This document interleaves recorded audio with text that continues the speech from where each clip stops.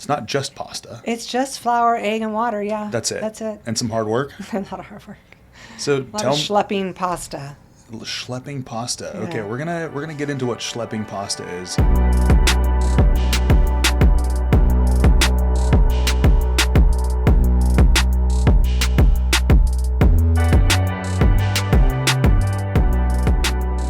2007, this all began then. Mm-hmm. A lot's happened in the last 8 years, 18 years, 18 years. Yeah, go up. Whoa. But let's start kind of back at the beginning. You talked a little bit in the live stream about slow growth. Yeah. And not everybody operates that way, but it works. I mean, I had never made pasta. I'd never been in the food industry. This was my third career, complete change of careers. And I started with this teeny little machine that I bought in Tillamook, Oregon from a restaurant, and it was probably making, 5 pounds of pasta an hour, and now I make, 75 pounds an hour. So, but I had to test recipes. I'd never made it. And when you're working with the machinery I work with, which is all from Italy, they're called extruders, and they're basically have a hopper that you put the ingredients in, it mixes, and then it extrudes it through a brass die, and each die has a different cut. So they'll have a fettuccine die, a spaghetti die, a bucatini die, etc. About 30 dies. So I had to figure out a recipe that worked. I knew I wanted to make egg pasta, which was a little more rich and colorful, because the egg yolk will actually bring a lot of color into the pasta, as well as the really good semolina wheat that I use. We'll talk about that as well. But compared to dried pasta that you buy in the store is pretty much vegan, unless you buy an egg noodle. They're not really marketed as Italian pasta noodles, but they're more of an egg noodle. So the durum pasta dried that's in the store, most likely 90% of the time is going to be no egg. Interesting. And that the egg makes it so you have to store it in cold. Yes. I mean, we could flash dry it and put it in big drying rooms and make it a hard shelf stable pasta, but it's not as good as fresh pasta. What do you think the biggest difference is, in that taste when you say it's not as good? Well, it's going to give you a little different texture, because it's going to puff up. The pasta will actually puff up a little bit with the with the protein, and it will have a softer tooth to it. So if you have a dried spaghetti out of the package, you're going to have a little more of a bite to it than my spaghetti is going to be a little softer. Okay. And again, my pasta is going to give you 13 grams of protein, which is great when you're feeding your kids and family a very strong carbohydrate, to have a nice protein as well, in that it's a good balance for families to eat with a nutritional level of good protein. So there's a big difference between dried shelf pasta and fresh pasta. Yep, there is. So all of these years, and probably a lot of taste testing along the way, you were kind of figuring out this ingredient list, how you wanted it to be. Where did you draw inspiration? I mean, did you travel? Did you? So I turned to pasta as my third career because I'm from Portland originally, born and raised. My family's down there, and I would go down with my family up here, my kids, to Portland to visit every 4 to 6 to 8 weeks. I mean, quite often. And I'd call Pasta Works, which is the fresh pasta manufacturer down in Portland. They have a couple locations. And I order 20 pounds of different cuts. I'd go pick it up, take it back to Bellingham, put it in the freezer, and cook off of it for the next 4 to 6 weeks. Go back down, give them a call. 20 pounds, please. And they kind of thought I was kind of a crazy lady. But so I was eating fresh pasta with my family. And then when I had a kind of a career change time, I was like, I bet Bellingham would really have, be receptive of this, kind of, because, the local sustainability was kind of starting, that whole kind of, culture in Bellingham was quite ahead of its time back in 2007. when Sustainable Connections kind of started, and it just had that great vibe. And it was, the skiers and the mountain biking wasn't as big then, but It's big now. it's big now. And it was outdoor. They were people that just, I knew could benefit from having a good quality. So I figured out, let's just try starting a business. I had a little inheritance. I figured I needed to kind of put that to really good use, to good work, because it was from my grandmother, who was not a cook, which was kind of funny. But back in high school, leaving high school, I was really interested in culinary. I grew up in a very foodie family. Both parents cooked, gourmet clubs, international cooking. We had international students that lived with us went to Lewis and Clark. I was really merged into a lot of amazing food culture. And then I instead went into the travel industry, which was my other passion was travel. So I felt this was 1982, and the industry was booming, the travel industry. So I went to Switzerland, went to school for tourism and travel, and came back and had that career for almost 25 years. Doing a lot of travel around the world, just on that end, not on the food end, but exploring a lot of food exactly, too. Right. And so that was. And then I lived in New York. I couldn't get a job in Portland when I came back from Switzerland. What was the? So in New York, yeah. The New York thing was kind of funny. It was a friend of a friend who needed a nanny, and I lived on Park Avenue, 67th and Park. I had a huge mansion in the Hamptons and I took care of one little 5-year-old girl. In the big house. Well, in a big, penthouse. Hello. Yeah, lots of echoes. But I was her, she was my charge. I was, and I was, in charge of her 24/7. Do you still stay in touch? We are Facebook friends. It's official, yeah. So I don't know. I don't know if she really, remembered. I mean, I was only a year, and she was 5 to 6, right? So I don't know how much she remembers of me. Yeah. But I remember her, for sure. But so then I moved back to Portland, did travel many more years, and started a family, moved up to Washington in the early 2000s, and 9/11, we moved to Bellingham the week of 9/11, and at that point, internet, 9/11, the industry of travel just kind of dipped quite a bit, and people were taking care of their own travel. You kind of saw the writing on the wall a little bit. And it just kind of phased out. I had young kids, so I did pretty much 8 years I called myself a professional volunteer. Yep. I did, and it was fun because I got to really get to know the community. I was the president of the Columbia Neighborhood Association on the board for 7 years or something. I did the 2020 comp plan with the mayor's advisory board. I did a lot of community Just in it. and PTA, I did the big fundraiser at Parkview. I'm a Parkview family. Mm-hmm. So it was great. And it was just I networked, and I had a really great schedule. And then kids are kind of we're in middle school, we're in high school, we're good. Yeah. And so They wanted you at arm's length. And I started the pasta business around then. So I love that. I know, it worked out great. It's this evolution of being early exposed to good food and cooking and the love and the passion of cooking, going to get into a different industry but adjacent, and where you got to experience food from all over the world. Right. And then you had this really great opportunity to network, which is any business owner will say that's especially starting up, especially in a place like Bellingham, is so important to be connected and just meet these other people that you can provide value to. They can provide value. That's a really, really great progression. It was a great these stepping stones of just this evolution of getting to. And then, when I started the company, I pretty much started at farmers markets, and that's a great place to market yourself, to get yourself out there, and as well as going, as you do travel around the region, around the world, going to farmers markets. Mm-hmm. You get the pulse of the community, you get what's in season, you get the crafters, you get their, the people making jams and cheese and all this wonderful local stuff, and it's really fresh. It lasts way longer than if you buy it in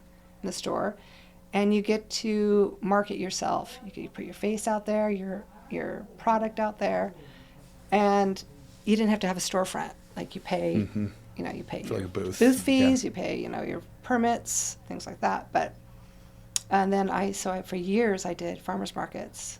But when I first started in the commissary kitchen at La Fiamma, I mean, we were working maybe a month or two into it, and I get a call from Andy Hagen, and he goes, "Hey, I hear you're making pasta." I was like, "How did he find how did he know about me? How did he find me?" I think maybe the farmer's market or something. I don't know.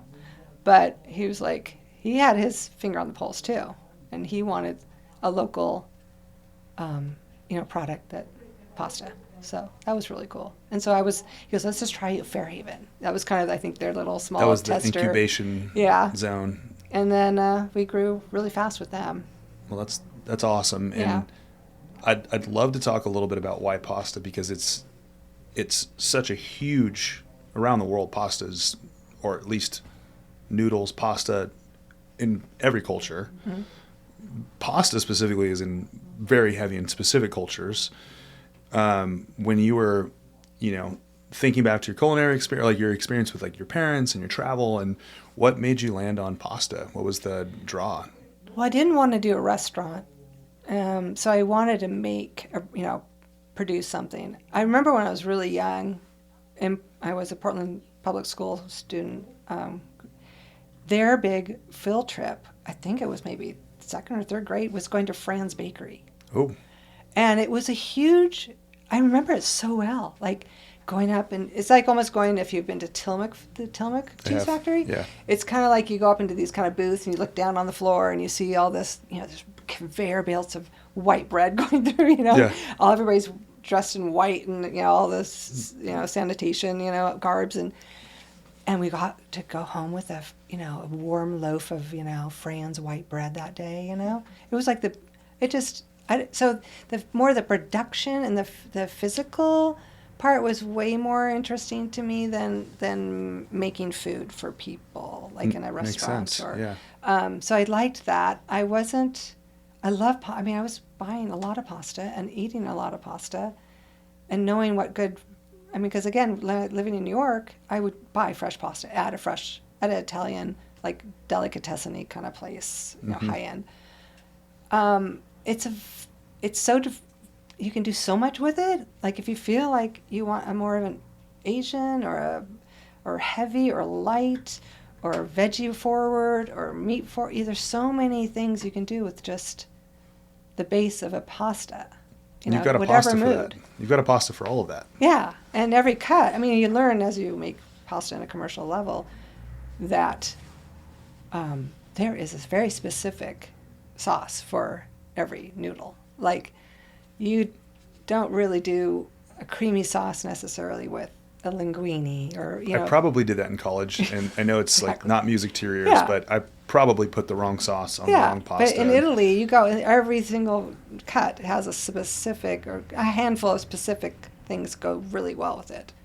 And they get, I think, quite offended if you do something that's not, I'll make sure that I come talk to you before we go to Italy, because I don't want to offend a bunch of people. Yeah, so it's interesting, because you'll see that, like, all my pasta has different textures, different shapes, and it's the way it takes on the sauce, or the ridges on the bow tie. Even the spaghetti, you'll find the spaghetti that's dried in the store is very smooth. Well, my spaghetti has a very coarse. It looks like it's jaggedy all the way down the noodle. It's because it grabs the sauce. It's a sauce grabber. It's not a slippery, kind of ribbony, more of, smooth. It's very interesting. So just right off the top of your head, what is at least right now, what is one of your favorite sauce grabbers? If I can refer to it as that. I kind of go in stages, and I kind of get tired of something, and then I kind of just move on. I do get inspired by, like, New York Times, recipe stuff that comes through my feed every day or every other day, And I'm definitely a food, TV show addict. I love watching all the different, programs with that. But lately, my lately one was lots of roasted vegetables with a brick of feta cheese. You just put that in the oven with olive oil and herbs and whatever, and then you bring it out and you just tong the pasta into the big casserole that you've just roasted all this stuff in, and it just makes it all creamy and mixes it. And I'm starting to salivate a little bit because that. so it's easy. It's you can kind of pick whatever's in season, what's in your fridge, But there's thousands of recipes. Thousands of different combinations of things you can do. And a lot of people, I like to go a little more Asian flair, Pacific Rim style. You can, because in Asia there's a lot of egg noodles, and you can go way more Asian. Go down the route of like a ramen or something. Mm-hmm. Yeah. You don't have to go Italian. And maybe we can dive into that a little bit. When I think pasta, I think of Italy. Yeah. Well, they didn't really. I think it was Asia that really started the whole thing. The whole noodle thing. Yeah. Yeah. So, but it's and the interesting about the difference between egg noodle and non-egg noodle in Italy is the north has all the egg because that's where all the farms and chickens are, and south, Sicily, way south, is pretty much no egg pasta. And both are good. Both are great. Yeah. Yeah. I do crave. We do lots of vegan for special orders. It definitely has a really good tooth to it. I like it. It kind of has that, it bites. It has a good bite. The flavor. And it's more the texture. A little bit of it, like al dente kind of. Yeah, it has that little tooth to it. Okay. I would call that. So, I want to go back to one thing really quickly. Yeah. You'd said fascinated by the production, not the front side of the restaurant world or the food world. Right. And we've interviewed a lot of restaurant owners, and we hear a lot of things that are a lot of luck that comes through. Obviously, great product, great people. Those are really at the core of it. Mm-hmm. But also a lot of pain. Restaurant, I feel like long hours, thinner margins, kind of all of these things, and sometimes a seasonal staff, especially in a place like Bellingham where, maybe another like in New York, being a server or a bartender is a career. Yeah. And here it can be, but it's not seen. It's not really profitable career over there. Yeah, my sister was a career mixologist, and she did great. Yeah. She would work for 3 months, and then she would go to Yalapa and teach yoga. And she was like, "I'm so proud of you in real estate." I'm like, I am in the wrong career. Yeah, I'm doing it wrong. But tell me a little bit more when you look. Maybe you thought back to the experience at Friends or whatever, seeing the production, but when did you? There's a fork in the road with that, right? And I did own a restaurant. Tell me about that. Well, so we looked for about 2 years for a commercial kitchen to get out of the commissary. We were growing out of it, and we'd overstayed our welcome, and they were very generous and supportive of getting us our feet off the ground. But we were looking for a spot, and to build out a commercial kitchen, not even a restaurant, just a commercial kitchen to do food production, it was very expensive. So, that was a big, we didn't know what to do. We were trying to figure it out. And so we were given this opportunity, kind of, it wasn't public. It wasn't a public listing or public offer. It was private. And they just said, we have this place, do you want it? And it was the old Pacific Cafe, which is next to the Mount Baker Theater. So we opened the Table Restaurant in 2010, and I had that for 6 years. And it worked well for a couple of reasons. For one, it was a very, we bought it from David Syrie. Mm-hmm. And, he's one of the pretty savvy businessmen in the community. So he had negotiated a pretty good lease with the city, because the city owns the building. And so he didn't want to open the restaurant that he was planning on opening. He held on to it for, I think, 3 years unopened during the renovation that Mount Baker was closed during that time for their big HVAC conversion. And so I had a great lease. It was a city-owned property, which you don't pay triple net, and they wanted a restaurant. They wanted the amenity next to Mount Baker. They still do. That's what their priority for that location is, to get a good restaurant that's going to feed the Mount Baker Theater and make it a nice corner. They don't want an office. They don't want, There's plenty of those. Yeah. So back of the house was as big as the front of the house, so we had plenty of room. And we were, again, we weren't that big. I mean, we've only been 3-4 years in business. So we worked it out, and I had a business partner at the time. They decided they were willing to take over the restaurant part. I was going to run the pasta part. We were one company, two streams, two profit streams, and we ran the company like that. And it was, the pasta company really floated the restaurant. But I had 27, 28 employees on the pasta and the kitchen side, and the restaurant side. And it was a lot.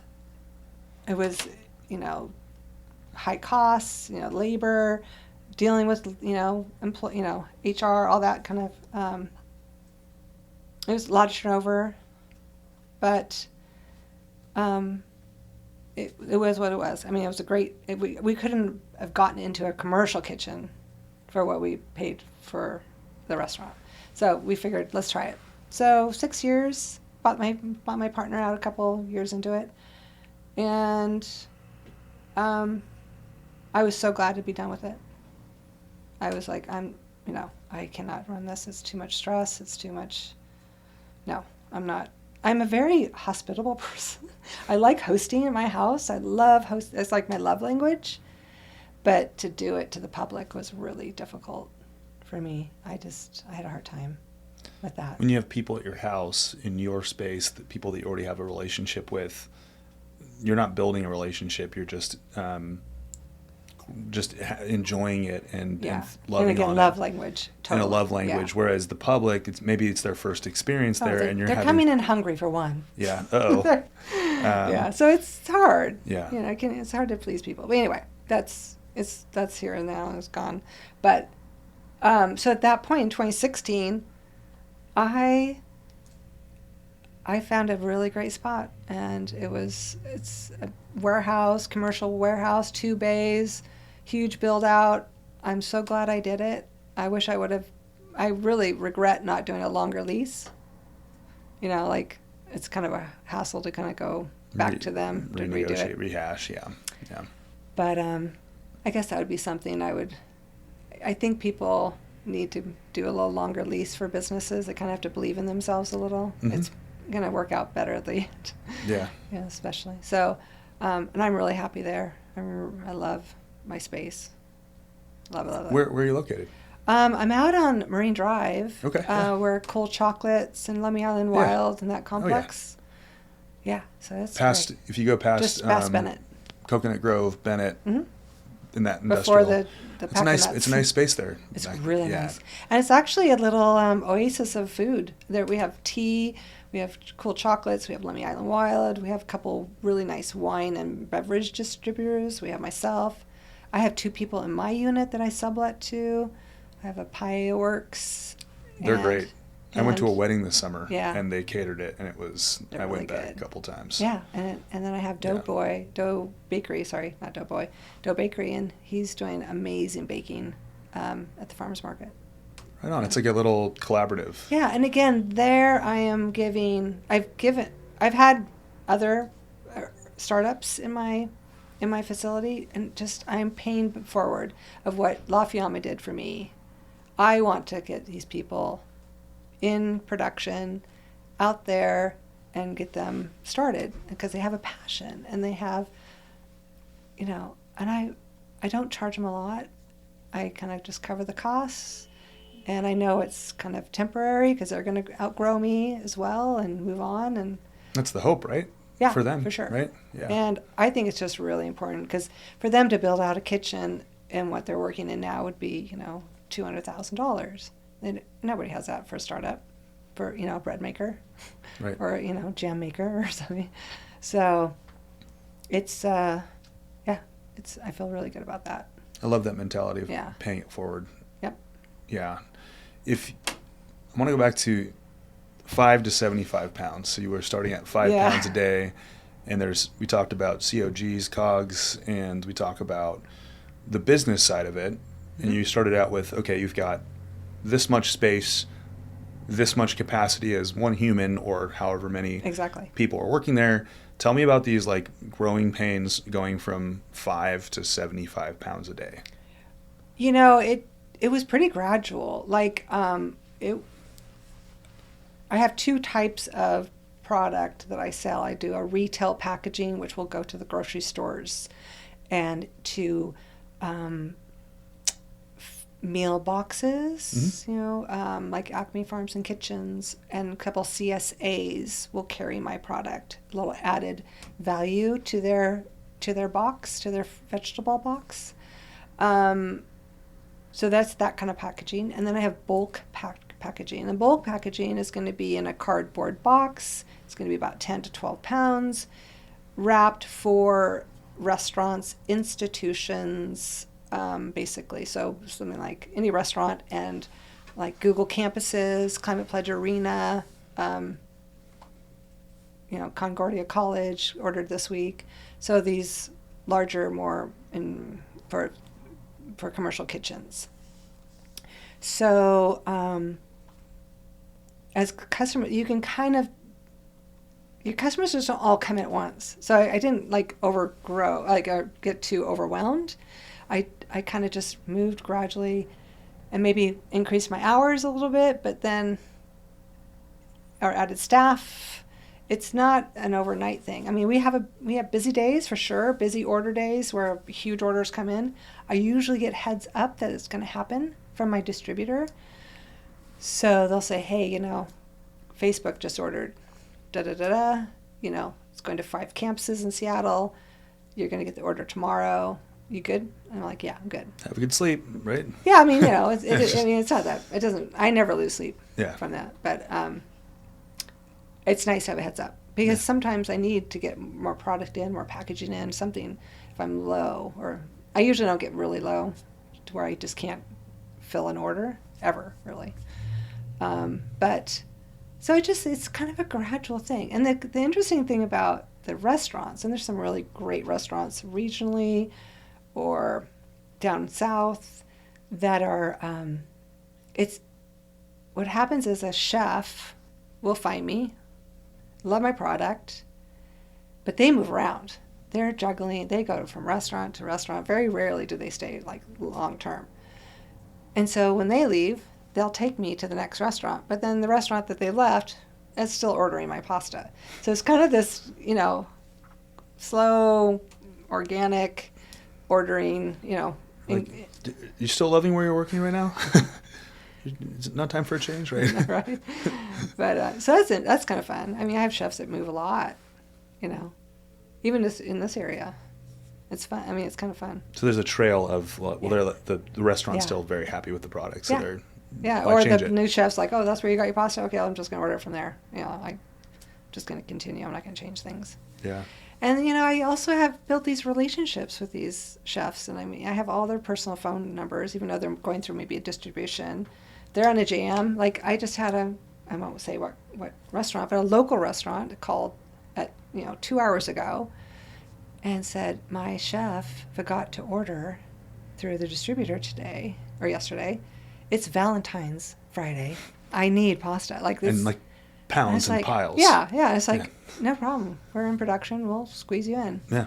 And that kind of thing, it's just, because I know being in the restaurant industry that it's always somebody dropping something, a ball that, and if you can have a distributor, a wine person, a beer, I have no beer, my kegs have all blown, I will drive a keg out. I mean, I've had distributors, drive a keg out or a case of wine or whatever, that's a relationship. That's what you have to build.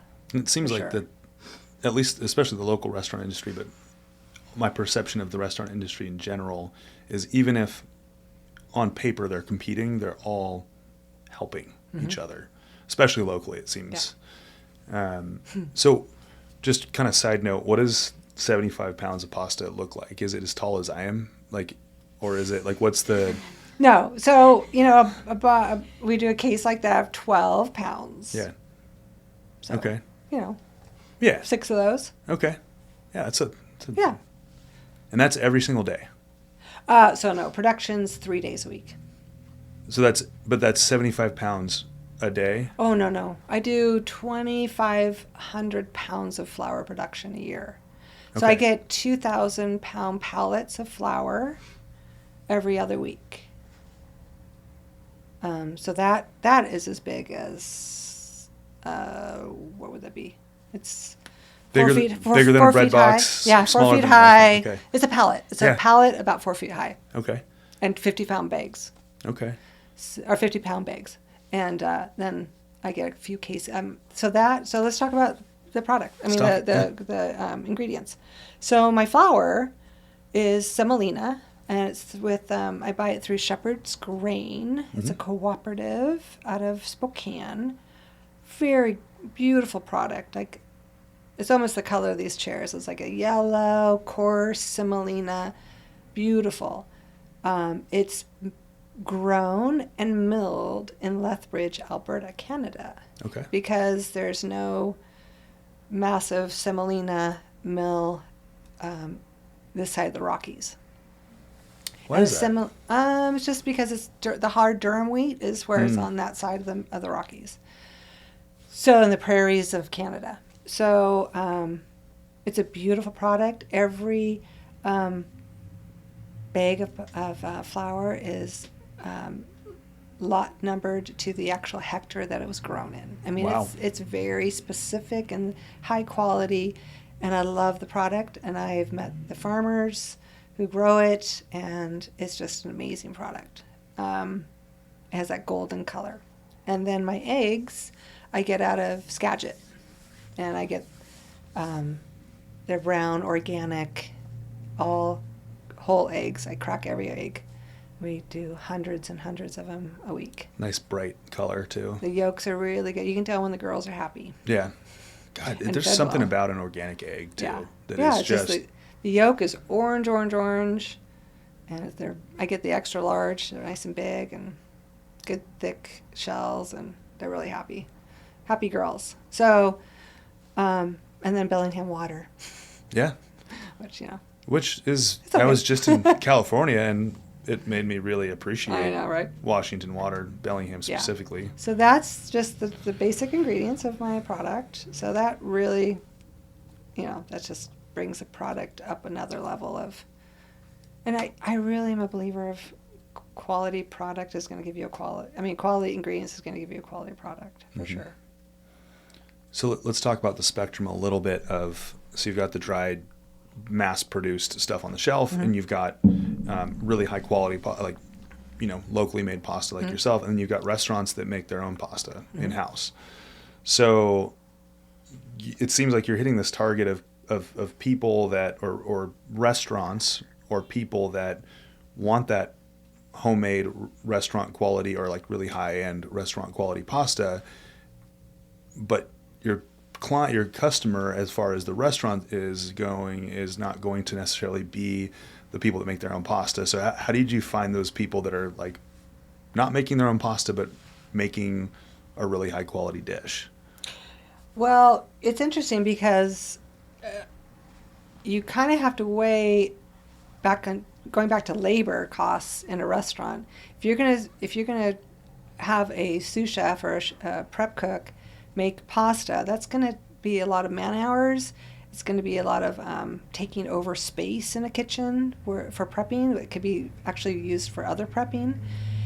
And so cost, they have to kind of weigh what it costs them to buy it compared to, and my pasta isn't that expensive. Like if you look at it, they're getting 12 pounds of pasta, but they're doing 3-ounce portions, and they're not paying that much for the box of the fresh pasta. Right. So, and they're getting it in this type of, it's presented to them all laid out.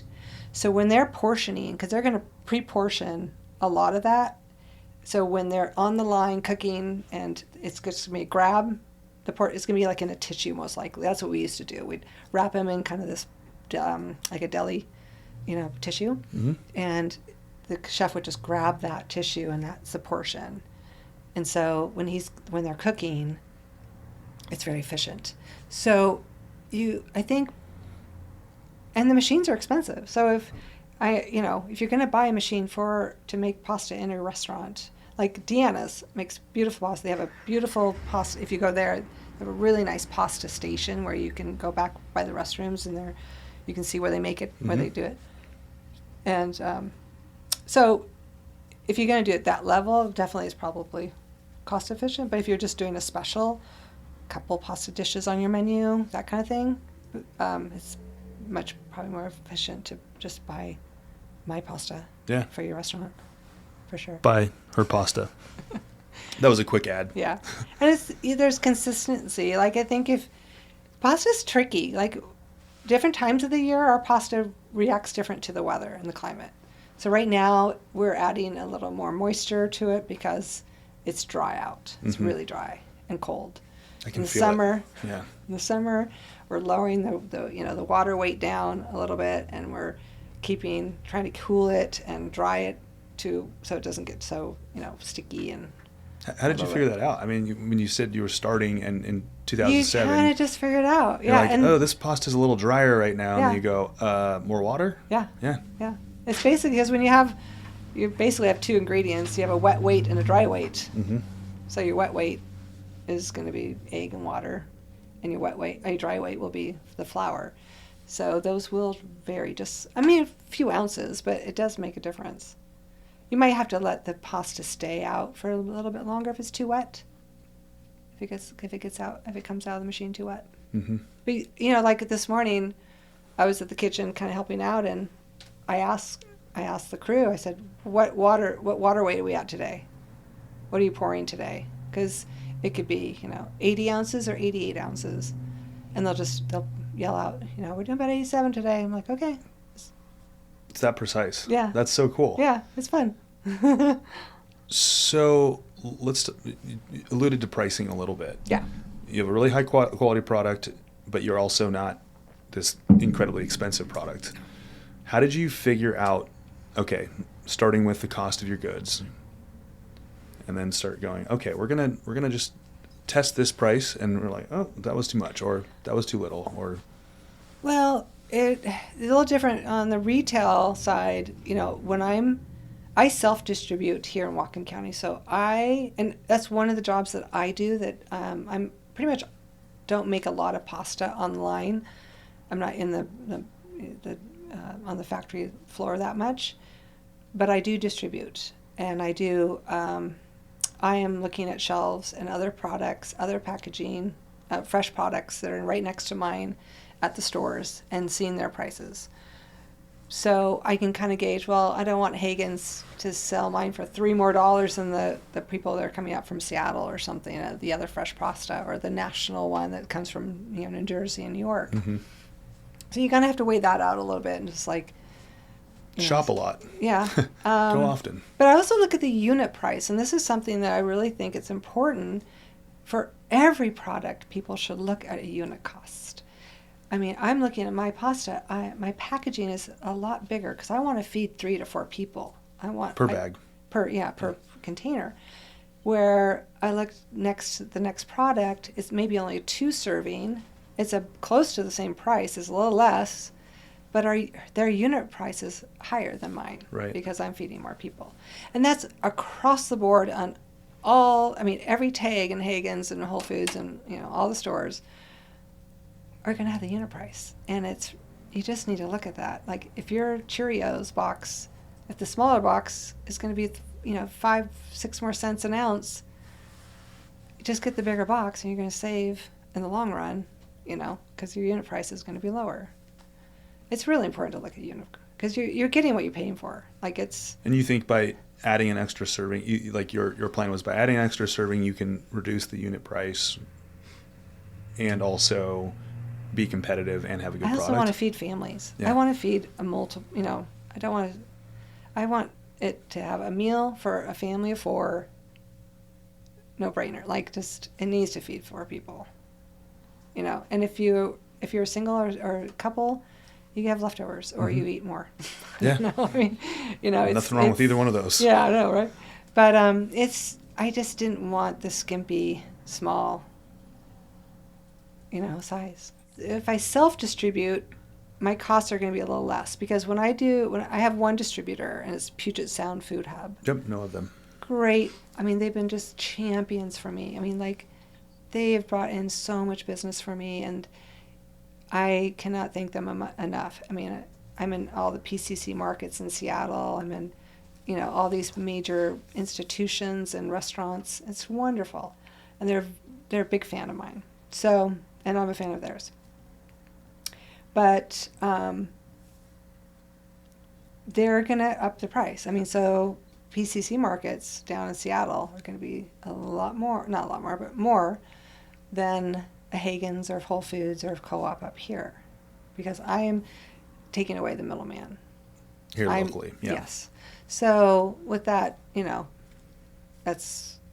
but it's also going a longer distance. I mean, you're getting from Bellingham all the way to Seattle. You have to transportation cost and distribution cost. Yeah. And it sells really well down there. I mean, it's people really like it. Yeah, they really do. So if I'm going into a Whole Foods or Hagen here locally, there's the dry pasta section, right?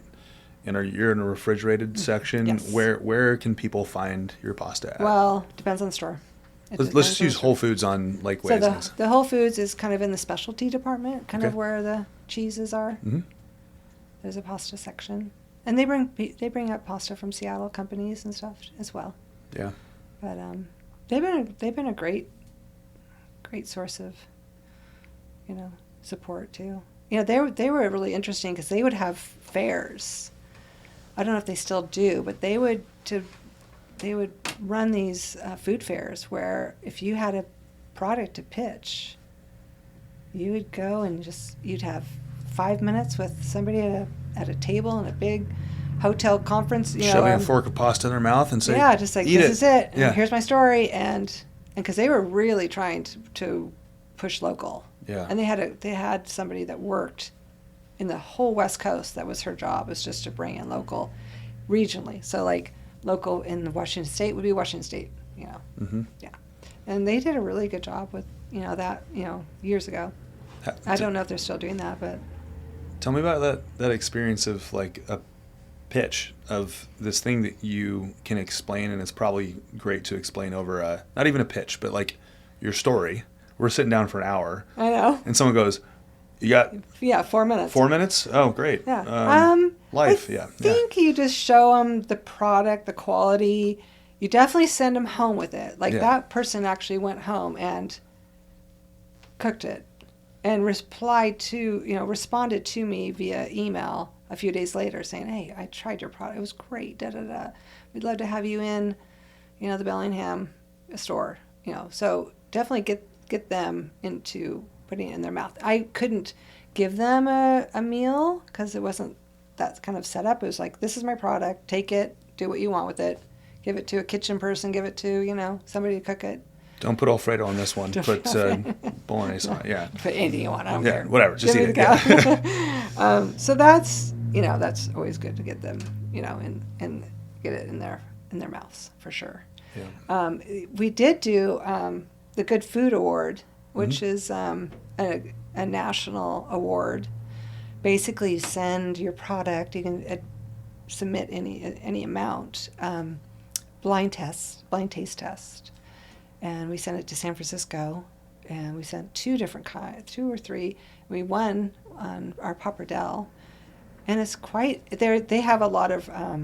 The Good Food Award has a lot of requirements, like, your good employer, good good source of getting good source local foods, local ingredients, good practices, all that kind of stuff. So they look at everything, and then they do blind taste testing with judges. I don't know what they did with my product. I don't know if they just cooked it and gave it to them with just the noodles with nothing, which I could see them doing that, because if you're a real chef or food person. You kind of really just want to look at the Don't want product. no disguises with extra. Yeah. And then we were awarded blue ribbon. So All I mean, right. it was great. I mean, that's a good color. Yeah.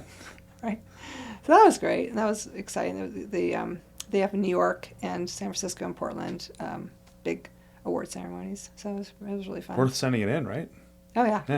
Yeah. It is. You have to FedEx. Get everything cold pack and send. You have to 3 samples of everything so they can. Like a scientific experiment off to them. Yeah. Yeah. So that was fun. Yeah. Yeah. So I wanted to talk a little bit about branding. Yes. And you've rebranded. So when you start a company, you have a lot going on. Like you're setting up the corporation, you're setting up location, all this stuff. Like all the unsexy stuff. Yeah, all the taxes, QuickBooks. I mean, just setting up a QuickBook, thing is like how categories, blah, blah, blah. And the funny thing is, when we started the company, we had a friend who was at Western at the industrial design program. Amazing guy, loved him. And he was willing to take on a little side project, like, let's work on our logo, let's work on our branding, and he did a great job. All he wanted was a pair of skis. That was his pay. He's like, I really want a pair of skis this year. It's like, okay, cool. We'll pay you with the skis. Deal. And it was really great. And we ran that brand for, 10 years. I don't know when I did the rebrand, 12 years or something.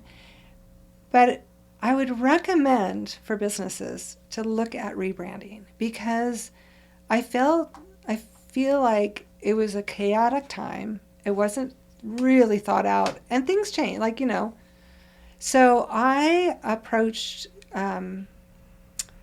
Ketchup and Mustard, a local marketing company, and I said, I'm thinking about rebranding. And they had a great program. They kind of had these kind of promotions. It was like a package. It worked really well. Like, it was very cost efficient. And, we'll rebrand you. We'll set up the, website, and we'll help you do, labels. And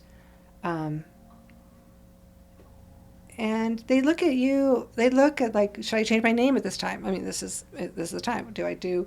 And they're like, no, they look at that. They think your name is perfect for what you're doing. It's not offensive. It's like it definitely has, Bellingham's a really kind of a good name. It's kind of a good region to present. They had all these theories and comments about that.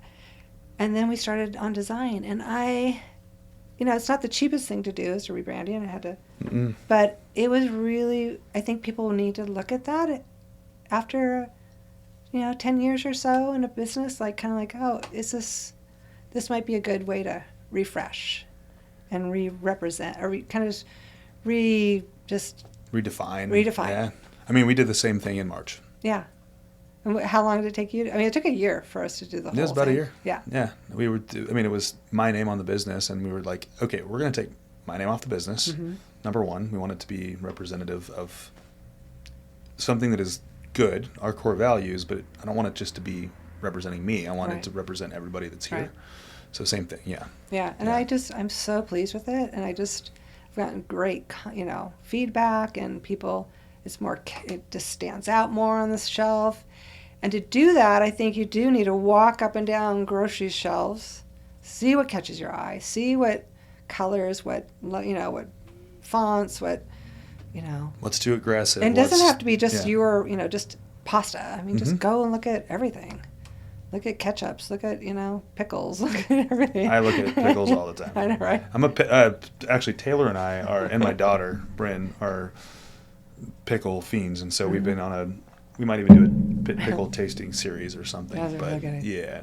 Yeah, but I just think it's really an important, don't be scared, I think. Mm-hmm. Try to, I think it's it's worth it. Even if you don't even do it, just kind of look at it and just evaluate and see if it's something. Mm-hmm. Yeah. Does this still represent? Step one, I mean, you're doing the same thing that you did when you started, but things have changed. Mm-hmm. Things have grown. You're still the same person at the core, but maybe you've changed a little bit too, or the people in your company have changed, or whatever it may be. So the whole thing changes. Yeah, it's taking the pulse of it for sure. Taking the pulse of your company. Yeah, well, congrats on the branding, Yeah. rebranding. Yeah. That's hard to do when things are working. Yeah. It's easy Exactly. it's easy to reevaluate everything when things aren't working and Yeah. go, well, we just have to like just gut the ship, right? Yeah.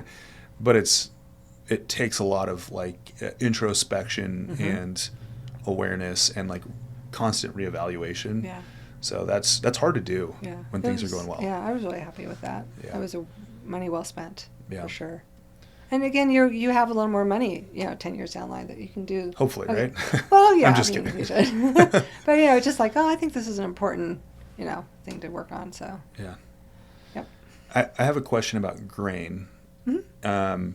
So I haven't done gluten for a long time, but I've had a lot of people say, go to Europe or get proper grain and you will not feel, I'm not, I don't have an allergy, but I just don't feel great. And I love gluten, but gluten doesn't love me. So can you tell me a little bit more about like just that whole myth or debunk the myth of like the grain that we get in the United States and the soil, and if you get it elsewhere or you get a specific type of grain, it's like these types, you kind of get where I'm going with that.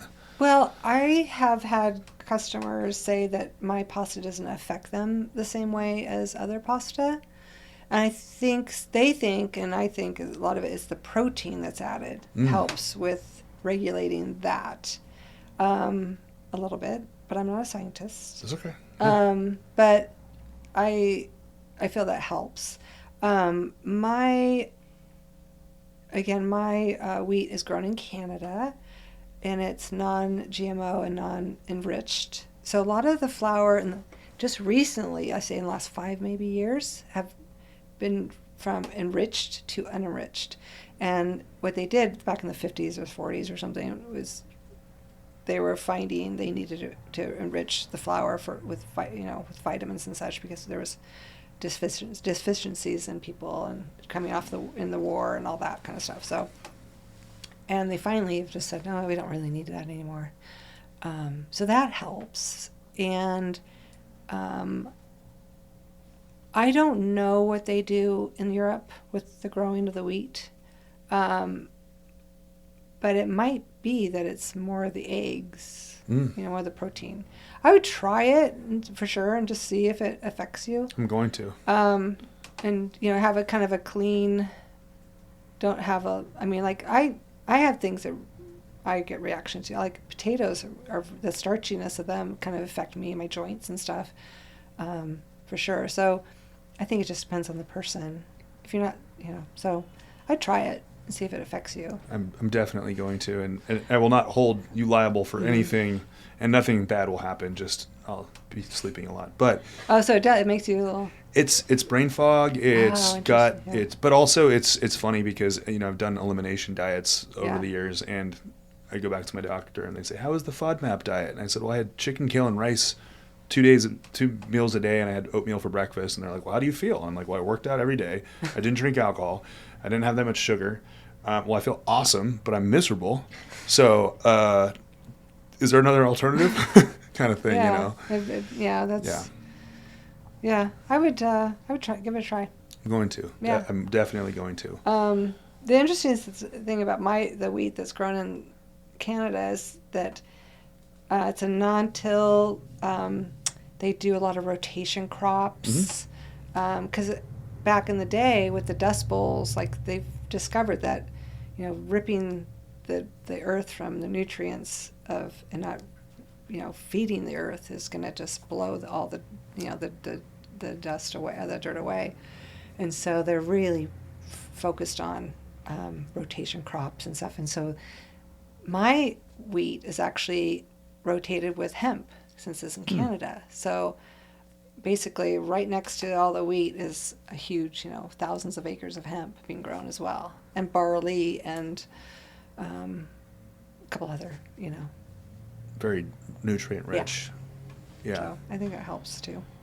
So my final question to you is, you're speaking to maybe you when you started as an entrepreneur or a new entrepreneur. There's a lot of people with really great ideas or passions.